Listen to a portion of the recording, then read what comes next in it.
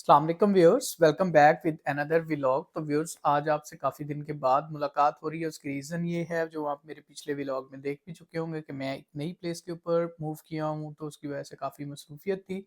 तो मैंने जो व्लॉग बनाने का सिलसिला है वो दोबारा से रिज्यूम कर रहा हूँ। तो आज का व्लॉग जो है वो स्कॉलरशिप की शॉर्ट ट्रिक्स हैं। अगर आप स्कॉलरशिप ढूंढ रहे हैं या मुस्तकबिल में आप जो है स्कॉलरशिप के ऊपर बाहर पढ़ने के लिए जाना चाहते हैं, चाहे वो आपने अभी रिसेंटली एफएससी कंप्लीट की है या आपने बैचलर्स कंप्लीट किया या मास्टर्स कंप्लीट किया, तो ये वाला जो व्लॉग है ये आपको क्विक एंड ब्रीफ जो है वो गाइडलाइन प्रोवाइड करेगा स्कॉलरशिप हंटिंग के लिए। तो सबसे पहले एफएससी स्टूडेंट्स के लिए मैं थोड़ा सा बता देता हूँ कि एफएससी में जो है वो सबसे कम रेशो होती है स्कॉलरशिप्स की बाहर। तो जैसे रिसेंटली अभी मैं देख रहा हूँ पाकिस्तानी स्टूडेंट्स के लिए जो है वो एचईसी ने अनाउंस किया, और बहुत सारे लोग जो हैं एफएससी के बाद यूरोप की मुख्तलिफ यूनिवर्सिटीज़ के अंदर स्कॉलरशिप के ऊपर आए हुए हैं। तो इसके अलावा कोरिया जो है उसमें आपको जो है इंटरमीडिएट के बाद स्कॉलरशिप्स ऑफर होती हैं। उनके भी डिफरेंट क्राइटेरिया, जो मैं कि कोरिया वाला व्लॉग जो मेरी इस प्लेलिस्ट में पड़ा हुआ है उसमें आप जाके देख सकते हैं। इसके अलावा मोस्टली लोगों को मैंने देखा है कि वो अमेरिका या यूरोपियन यूनिवर्सिटीज़ के अंदर जो है वो सेल्फ फंडेड जो हैं वो आते हैं। उसके लिए फिर जो है वो डिफरेंट यूनिवर्सिटीज़ की डिफरेंट रिक्वायरमेंट है। तो मोस्टली जो है एफएससी के बाद मैं आपको रिकमेंड करूँगा कि अगर आपकी जो है वो फाइनेंशियल कंडीशन इस चीज़ की इजाज़त नहीं देती, तो आप जो है वो पाकिस्तानी यूनिवर्सिटीज़ के अंदर अपनी अंडर ग्रेजुएट की डिग्री जो है वो कंप्लीट करें। उसके बाद व्यूअर्स, मैं आता हूँ बैचलर्स डिग्री के बाद के स्कॉलरशिप के ऊपर, तो यानी कि मास्टर्स के स्कॉलरशिप पे। तो दुनिया में अगर मैं देखूँ तो सबसे ज़्यादा साउथ ईस्ट एशिया या east Asian countries like Japan, Korea और चाइना, मलेशिया जो हैं वो स्कॉलरशिप्स ऑफर करते हैं मास्टर के लिए। सबसे ज़्यादा जो है वो चाइना ऑफर करता है, फिर कोरिया है। उसके बाद जो है वो आपको मिडल ईस्ट में कुछ स्कॉलरशिप्स जो हैं वो यूनिवर्सिटीज़ ऑफर करती हैं। मिडल ईस्ट का व्लॉग भी मैं ऑलरेडी बना चुका हूँ। यूरोप में जो है वो कंपैरेटिवली बहुत कम चांसेस होते हैं मास्टर्स डिग्री की स्कॉलरशिप के। मोस्टली जो है स्टूडेंट्स को मैंने इधर देखा एरास्मस मंडस के स्कॉलरशिप के ऊपर आए हुए होते हैं, जो कि हाईली कम्पिटिटिव है। इसके अलावा यूएसए में या कनाडा में भी मैं देखता हूँ कि मास्टर्स की कुछ स्कॉलरशिप्स आती हैं, लेकिन मोस्टली उसके लिए रिक्वायरमेंट ये होती है कि आप उस कंट्री के सिटीजन हो या आपके पास वहाँ की परमानेंट रेजिडेंसी हो। तो इसलिए जो है इन कंट्रीज़ के अंदर स्कॉलरशिप के चांसेस कम होते हैं। मोस्टली लोग अपने ही जो है वो पैसों के ऊपर इन कंट्रीज़ में पढ़ने के लिए आते हैं। लेकिन व्यूअर्स, जब स्टूडेंट्स जो हैं वो मास्टर्स की स्कॉलरशिप ढूँढ रहे होते हैं, तो बैचलर्स के फ़ौरन बाद मोस्टली स्टूडेंट्स को मैंने देखा है कि उनका ड्रीम होता है कि वो फ़ौरन से जो है वो यूएसए चले जाएँ, फ़ौरन से यूरोपियन कंट्रीज़ चले जाएँ या फ़ौरन से ऑस्ट्रेलिया या किसी अच्छे इंग्लिश स्पीकिंग कंट्री के अंदर शिफ्ट हो जाएँ। तो जैसा मैंने आपको बताया, इन कंट्रीज़ के अंदर मास्टर्स के स्कॉलरशिप्स की जो है वो क्वांटिटी कम होती है। अगर होती भी है तो वो लोग मोस्टली प्रेफर करते हैं कि जो लोग ऑलरेडी वहाँ पर हैं, वही लोग जो हैं वो इन स्कॉलरशिप्स के अंदर इंडक्ट कर लिए जाएँ।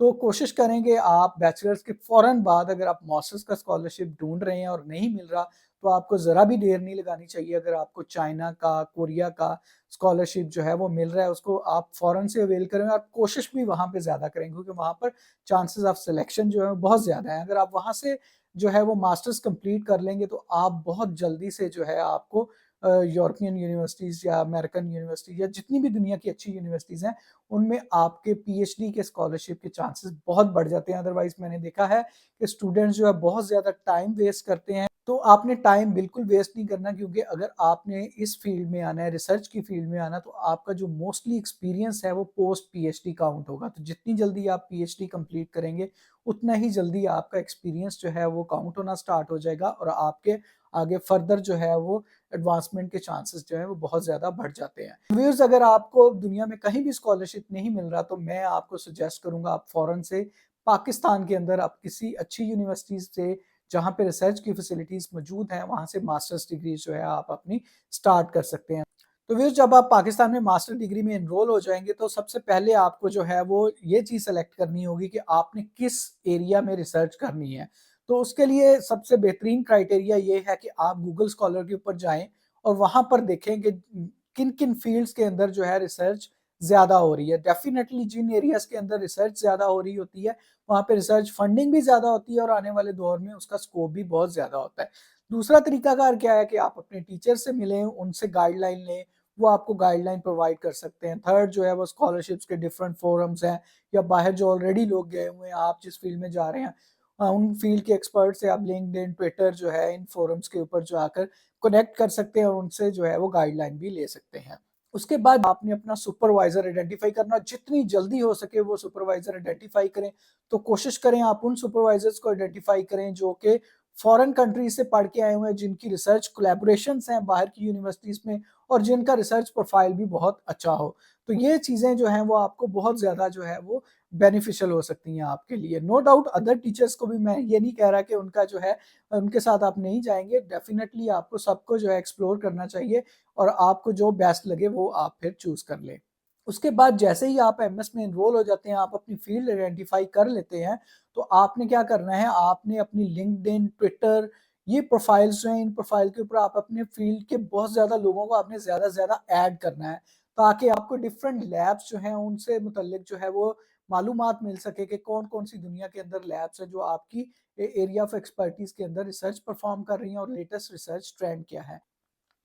उसके बाद व्यूअर्स, जैसे ही आपने रिसर्च सुपरवाइजर आइडेंटिफाई कर लिया, आपने उनके साथ मिलकर रिव्यू आर्टिकल लिखना स्टार्ट करना है। रिव्यू आर्टिकल मैं इसलिए कह रहा हूँ कि आपके पहले 1 या 2 सेमेस्टर्स के अंदर आपके पास काफी ज्यादा टाइम होता है।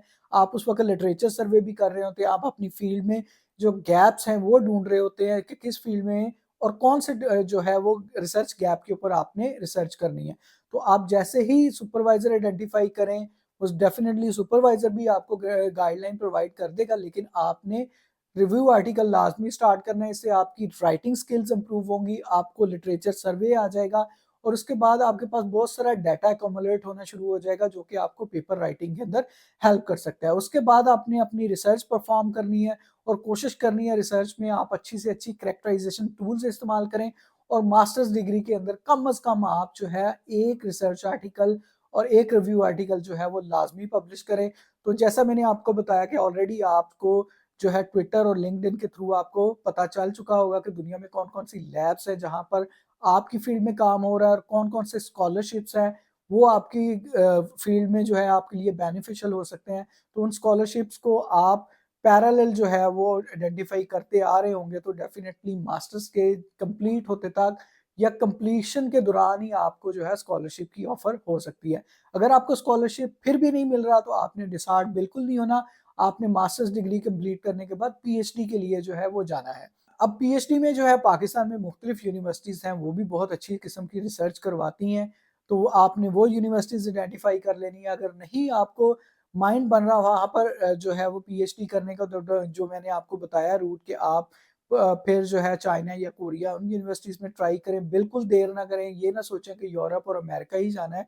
आपने अपनी एम्बिशन जरूर हाई रखें, लेकिन आप रियलिस्टिक भी हों साथ, ताकि आपका टाइम जो है वो कम से कम वेस्ट हो। तो वेस्ट ये एक बहुत बड़ी मिसअंडरस्टैंडिंग डेवलप हुई है कि चाइना कोरिया जो है इनकी डिग्रीज की वैल्यू नहीं होती। नो डाउट हम लोग भी चाइना कोरिया, जैसे मैं कोरिया से पढ़ के आया हूँ, मेरे बहुत सारे दोस्त जो है मैं चाइना से, इवन मैंने थाईलैंड से, मलेशिया से, मतलब इन लोगों ने वहां से पीएचडी की है, वहां पे रिसर्च के अंदर जो है बहुत अच्छा परफॉर्म किया और वो इस वक्त दुनिया की बेहतरीन यूनिवर्सिटीज के अंदर बैठे हुए हैं। तो उसके बाद आपने एमएस के बाद आपने पीएचडी हंटिंग कैसे करनी है उसकी जो है मैं डिफरेंट किस्म के व्लॉग्स डिफरेंट कंट्रीज के ऊपर बना चुका हूँ। तो लेकिन मैं शॉर्ट सा आपको बता देता हूँ कि आपने स्कॉलरशिप के जो फोरम्स हैं, जैसे स्कॉलरशिप नेटवर्क है फेसबुक के ऊपर, इसी तरह पाकिस्तान स्कॉलरशिप लीग और मुल्क के अंदर जो पाकिस्तानी स्टूडेंट्स हैं उनके ग्रुप्स बने हुए हैं, उनको आप ज्वाइन कर सकते हैं। मोस्टली प्रोफेसर जो हैं वो अपनी पीएचडी की पोजीशंस जो हैं वो ट्विटर और लिंक्डइन के ऊपर पब्लिश करते हैं। तो आपने उन प्रोफेसर्स को भी फॉलो करना है, ज़्यादा से ज़्यादा इनको आप फॉलो करें, ज़्यादा से ज़्यादा टाइम इसके ऊपर स्पेंड करें,